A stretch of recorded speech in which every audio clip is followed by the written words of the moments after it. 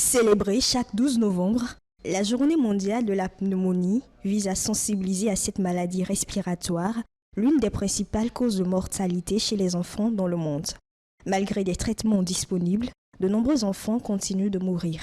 C'est une maladie des poumons causée par la prise de la cigarette, de l'alcool et certaines bactéries.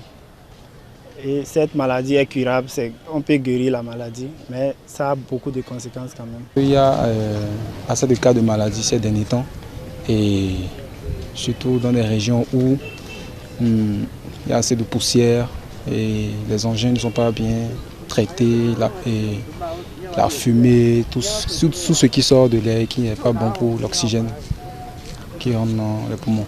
C'est une infection qui est négligée chez nous.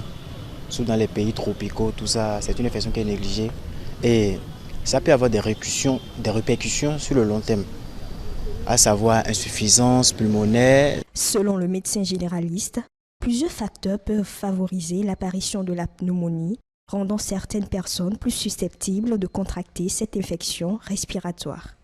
Habituellement, ces bactéries vivent dans la nature et pénètrent dans les poumons par la voie respiratoire lors de la respiration, à partir de la bouche ou bien l'aspect ORL, c'est-à-dire la bouche, le nez ou l'oreille.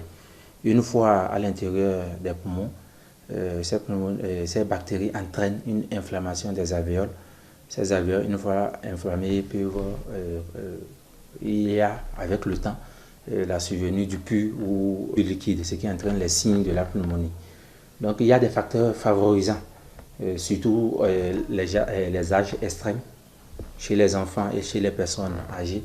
Il y a également des individus qui sont exposés aux fumeux du tabac, comme le tabagisme actif ou passif, c'est-à-dire actif celui même qui fume ou passif celui qui est à côté de celui qui fume. Chez l'enfant, la pneumonie peut se manifester par divers signes cliniques.